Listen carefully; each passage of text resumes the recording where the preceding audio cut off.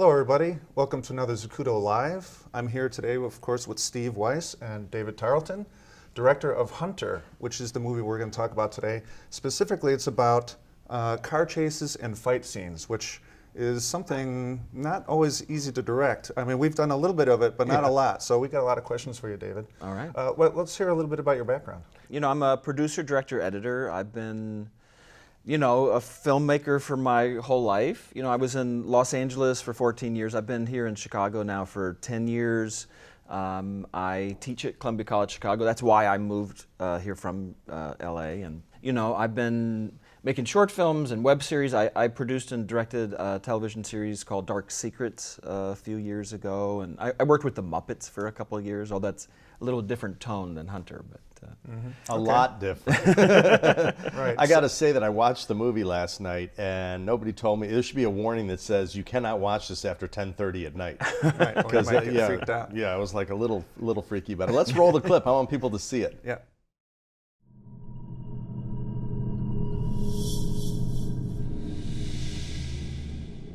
You know that there were over 700 murders last year in Chicago? So sorry about your husband. I'm Danielle. What's your name? Hunter. How long you been on the street? 10 months, 2 weeks, 5 days. Do you ever hear voices or see things other people can't? We have a little surprise for you.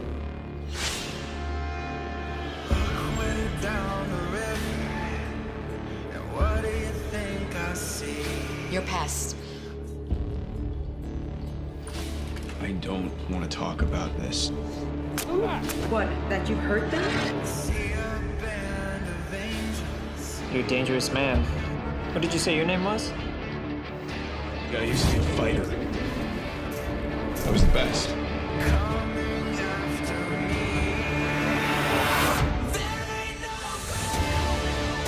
We kill because we have needs. You think you're the only one who's ever lost anybody?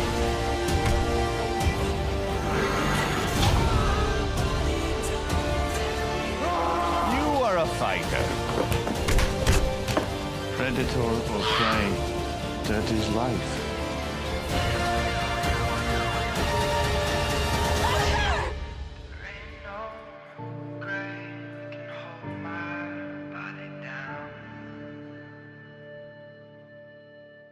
It's another example of how a low-budget film can look really good. I mean, like, it's totally pro, you know what I mean? I really liked it. I mean, I got to say, first it's not off, your type of movie either. no, it's not. And Jens will tell you I'm the first person to say if I hate something. And not hate, but just it's not doing what it needs to do. Your script did what it needed to do.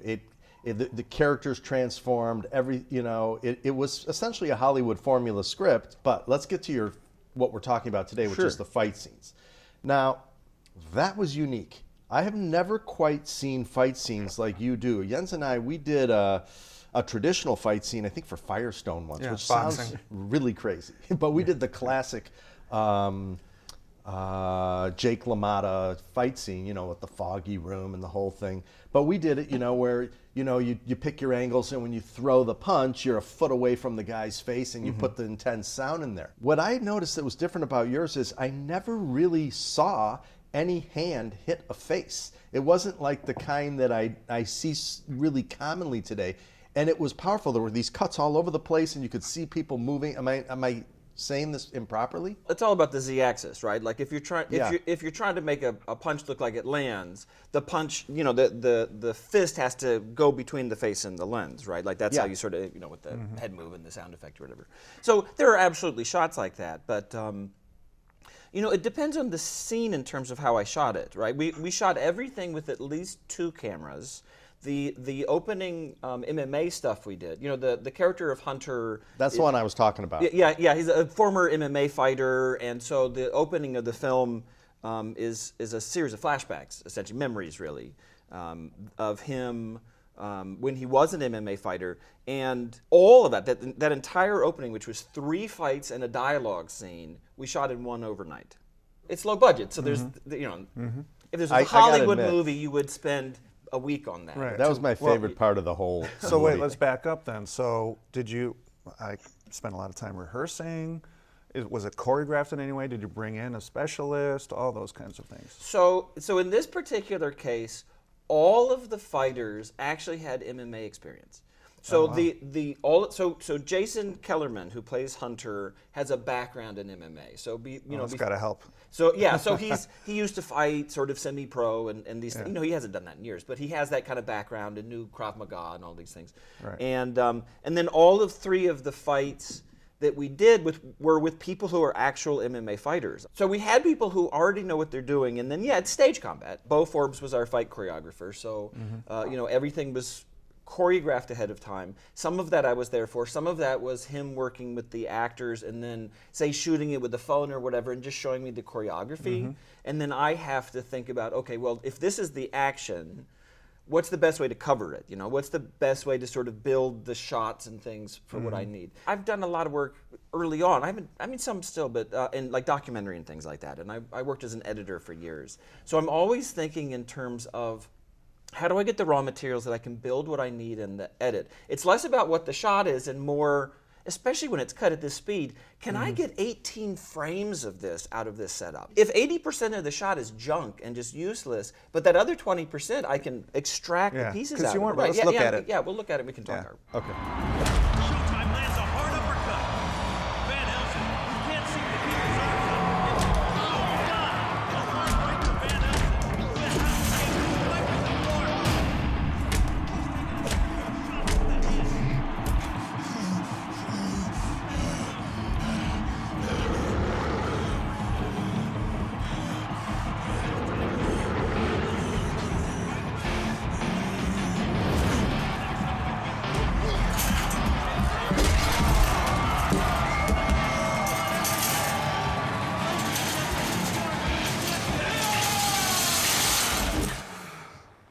I loved it because, first off, I thought the look was great. The whole cinematography was wonderful. I mean, it just had that looked really pro. But what was cool about it, I really did not see a lot. It's so cutty, which I love, that I did not see all of this, my face, vibrating and blood spurting out. I thought that was a great fight scene. I mean, you get the idea that they're killing each other. I felt the pain. Yeah. How do you do it? Run through. In other words, you go to you got a guy and you go and he goes to take a punch, and so many people ask me, well, do they actually hit the guy? So there's some contact happening because they're picking each other up and slamming each other down. I mean, there's some places obviously the contact is happening, but it's being done as stage combat. We're simulating a fight, right? That nobody is trying to hurt anybody. So that if I'm trying to make it look like I've punched you in the face, specifically for the screen, it becomes, how does the hand break the axis between the lens and the face, so it's this with a sound effect, right? In fact, I've heard it described as having like a string between the nose of the actor and the lens, and you have to break the string. There's certainly some of that, but in terms of how we shot that, for example, we did it in some ways the way that you would shoot a live event, in terms of we come in and they're doing the entire event, right? That like soup to nuts. Several times, probably. How many times did you do it? Until they couldn't stand. No, I mean, well, he had two cameras. I got to a place at the end of the night where Jason was like, I got 2 more takes left of me. I got 2. And I'm like, we'll be doing 2 more. So we shot everything for the most part with 2 cameras. One was a Blackmagic. These were both Generation 1, but Blackmagic Cinema and a Blackmagic Pocket, and then we had a second Blackmagic Cinema cameras. Everything you just saw there was in a gym, like a gym, like 10 feet behind that cage is exercise equipment. We filled it with smoke, so you can't see. and then it's color graded to pull it down to black. And you don't And like your audience the back. was all the crowd sounds. Yeah, absolutely. A lot of it too is about staging it in depth, right? So these are unpaid extras. So we had a bunch at the beginning. I'm sure you guys have seen this. I mean, it's certainly, But unpaid our extras audience don't wants stay. to know. They Right. want to know that So- when you're doing a crowd, you don't necessarily have to have but 2 rows, and you can make it seem like Madison Square Garden. No, that's exactly, and then the sound design too. So in this case, we lit toppy. So it was all one lighting setup that was set up on switches and dimmers so we could do turnarounds, but it was all sort of pre-lit. So whichever way we were looking, and there was essentially 3 directions we were looking in. There was a backlight, right? You're getting some kind of rim. We were turning off whatever the foreground was, so that the foreground extras were going to black, and the foreground cage is going to black. Everybody is rimmed from the back, and then it was just a big soft topper. The key was just sort of a big soft I love light. the green. You had all this So greens that's color and grading. blues. And So this movie had the most extensive color grade that I've ever done on any film. So Bob Sliga was our colorist. We worked together for 9 months on it. it felt filmic. I gotta say, like some of these things that I watched, some of these cameras still look Too a little clean, too video-ish to video. me. Yeah, right. Yours had a grit to it. The color was really cool, and I love that super cutty style I have since the early '80s when I began. You don't see that in a fight scene often. For me, it's always form follows function, right? The stylistic choices we make have to match what the story content is. And so Hunter has PTSD, he's disoriented, he's having these flashbacks and sort of mental issues. So the fact that the shooting and editing style, especially in certain places, is disorienting was absolutely by design, because the idea is he is disoriented, so that this puts the audience in this somewhat disoriented point of view. You can always just go cutty and shaky cam in these things, but does it match the story? It's like it has. It's got to be motivated. Of you know, course. right? Absolutely, that was brilliant. So actors, if you didn't have the MMA. MMA. So you have to you'd have stage train combatants. them. You have, Yeah. like my feelings, you have to have people who have some background in stage combat. You know, if you're a big enough budget, you hire somebody who can do it, and you do a face swap using CG or something. I mean, some of the technology's gotten pretty amazing for that kind of stuff. Let's go Rocky. Well, he was a boxer though. But he was a boxer. I mean, Yeah. that's the thing. Or like even something like The Matrix. Well, Keanu Reeves trained for 9 months. Let's say you're directing 2 people and they've had 0 experience. What are you going to do? Well, then they need a lot of rehearsal. They need a lot of rehearsal. You also need to choreograph the fight to match what they can do. Because otherwise, assuming that I'm not going to have body doubles, which maybe I am and maybe I'm not, right? There's all kinds of ways you can kind of trick the audience. The way that we shot it in terms of actual setups was we shot 3 cameras at a time, and then we were shooting sort of how we were lit. So we would have like 3 cameras shooting, say, all looking this way with different lenses and in different ways. So we had like a doorway dolly. So somebody's like surfing on a door, because this is sort of handheld, like none of this is on stage. Yeah, I noticed that. So we're sort of surfing on a doorway dolly, so you're getting the parallax of all the foreground, and everything, shooting through the cage. We're also getting handheld. So a lot of it was outside the cage, but it was also inside the cage, both handheld and Steadicam. But if you're inside the cage, there's Really? only You one had a camera. Steadicam? Yeah. The shots were so short, I didn't felt like you even would need that. Right. It's like, did you notice but it? it allows sort of like rotations and things that Yeah. that are really hard to get. Handheld,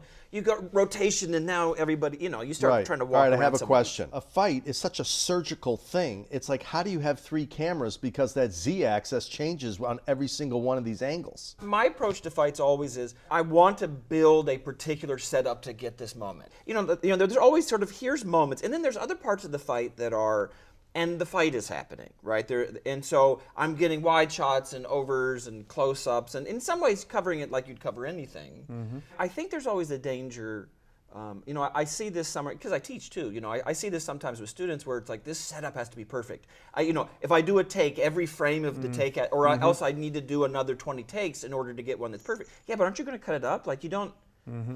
Right. You need this 3 seconds of this take to be any good, and this 3 seconds of this take to be any good. So you have to have an idea in your head how you want this fight to go, and then as long as that moment you get, the rest of it doesn't matter quite as much. Yeah, I'm always building the cut in my head, and I'm Yeah. saying, okay, I know that this part of the fight, here's a big emotional moment that I have to be up in and close. So then I'll go and get those sort of as specials. All right, here's the other 6 setups that I'm going to get, or that are these particular moments that I know I'm going to get. You had the benefit of 3 cameras rolling at once. Now, some people might not. So how would you have done it differently? Just start with the entire fight in the wide and start working your way in? Yeah. Because then you know what you kind of need in your closes. Things Absolutely. Like that. Yeah. And getting the different directions. The other thing too is, I'm usually really a stickler on like crossing the line and all of this kind of stuff. But I find in fight scenes that's the one place that it doesn't matter as much. Oh, totally. Because Yeah. some disorientation can actually be really useful, right? Especially after he's been hit. Oh or no, that's something. exactly the idea. So,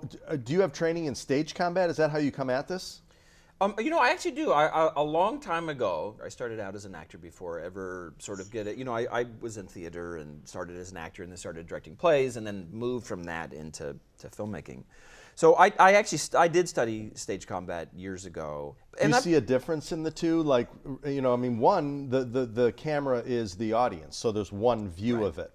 The other, you can rotate your stage theoretically. No, sure. Yeah, if you're doing it on a stage, then the whole scene has to be designed and choreographed so that the one direction that the audience is coming from makes sense. Whereas, yeah, if I'm doing a fight, if I know I'm shooting it from enough angles, I might know that, you know what, this punch is never going to land from this angle. It doesn't matter because I know it'll land from over here, and I could always go back over here because that's where the axis is.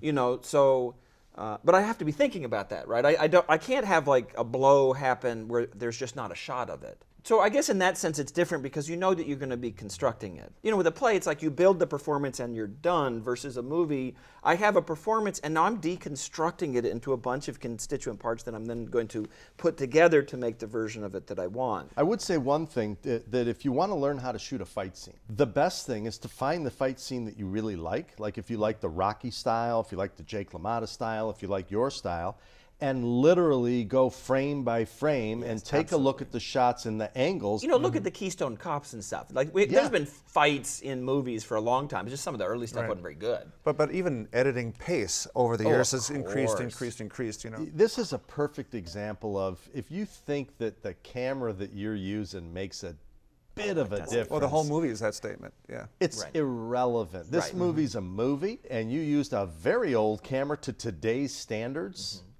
And it looked great. You know, like the pocket camera, that was a $1,000 camera, right? The cinema camera, the Blackmagic cinema camera when it came out was $2,000. I mean, these are not, you know, these are relatively low end, but they're cinema cameras. And the specific thing that made an enormous difference was they were shooting raw, 12-bit log, and we shot raw. So for the fight scenes, how did you set it up different? Did you shoot different shutter angles, things like that? I saw a little off-speed stuff, but I think that was done in post, right? It was all done in post. Yeah, those cameras could only shoot at 24. Maybe they could go to 30. But what I can say is, all right, yes, this is a technical limitation because these are the cameras we're shooting with. Yeah. But that means that within the design of what this film is, I'm not over-cranking. And so in this case, you know, talking about frame rates, that's a design choice that's in some ways imposed externally, but that doesn't mean that I can't then embrace it and make it part of the overall sort of way of thinking. Did you study any other fight scenes before this particular one, or did you just go into it with your own thing? Well, you know, I mean, I've looked at a lot of fight scenes and thought about how fight choreography works. If I was going to say there was one major inspiration on this, it was actually The Wrestler. The Wrestler did what we did conceptually, which is we're going to build this out as 25 discrete setups where we're starting and stopping. We're going to have them do a fight multiple times and shoot it. I don't think you realize that your fight scene is quite unique. When I watched it, I immediately realized that it wasn't as violent. It really wasn't as violent. Yet you're slitting people's throats and stuff. Well, these days you're almost getting slow-mo shots of the face being contorted, which I don't think. Think about Psycho. You never saw the knife enter her body, ever, but everybody thinks they did. Thank you. Oh, yes. That is your fight scene. You're the Psycho of fight scenes. In fact, that's my impulse for most of the film. I mean, there's a few places where we sort of give you the stuff, right? But most of the time, I'm cutting away right when stuff happens. Right. So literally, like, you know, like that scene in the basement, you know, you're getting, I think, 4 frames of seeing someone's. But the sound is carrying on after the cut. That's exactly right, and we think we see it, and you see enough of it. You heard it happen, and we see reactions to it. Even when you're on the next shot.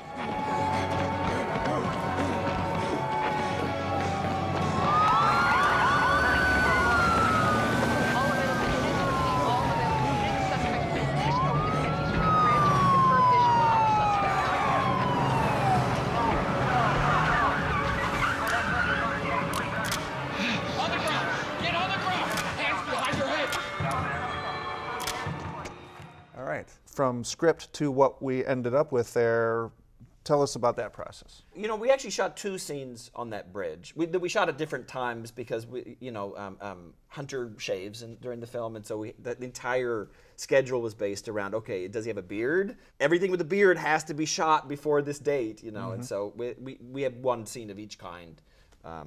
On the bridge. The scene ends with some visual effects shots. You know, the whole film had about 50 visual effects shots, but mostly we were trying to sort of keep it relatively subtle so that for the most part they're not calling attention to themselves. I mean, you have the thing with the eyes and stuff like that, but mostly it should just be invisible. There's very few shots in this entire film that are on sticks, right? The camera's moving almost all the time. Even when you establish a location, I notice you're always just kind of creeping. Oh yeah, we got. It looked like you had sliders or something. We had like I had a slider. We had a Dana dolly.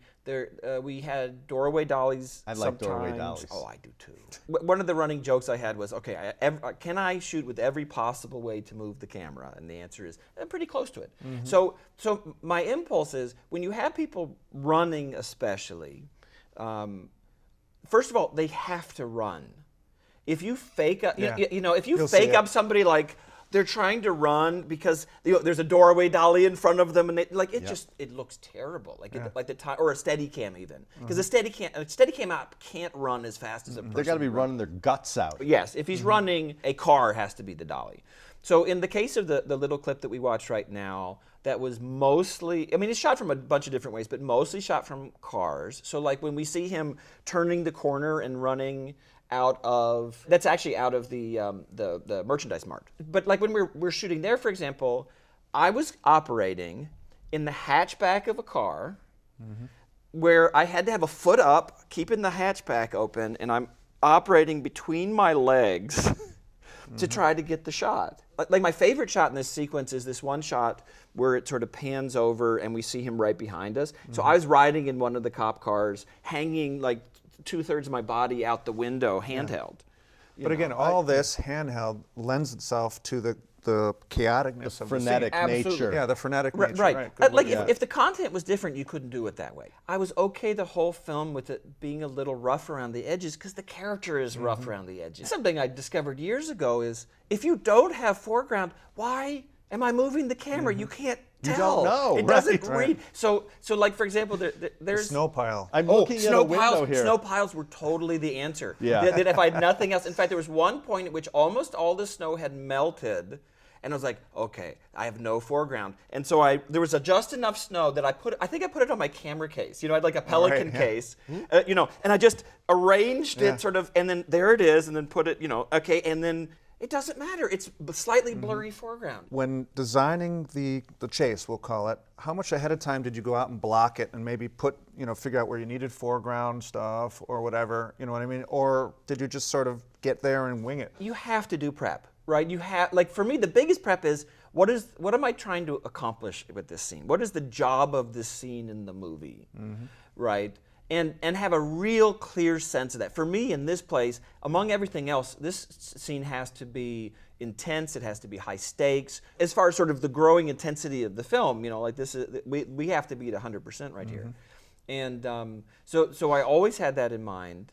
And I scouted out this location pretty extensively. In fact, we were trying to. It was always written as being on a bridge, and we were trying to decide what bridge to use. And then when we found the overpass that the movie starts in, like where he wakes up underneath and Gilda's there and all. That's actually just around the corner from there. The whole film is shot from under. I mean, just as a design choice. Which is great. I mean, it's about vampires. It's all underworld. Right, and a character who's homeless. So like placing him underneath. We're under the L tracks. We're in lower Wacker. We're under. Like I tried using some aerial shots just as establishing stuff, and I'm like, this breaks it.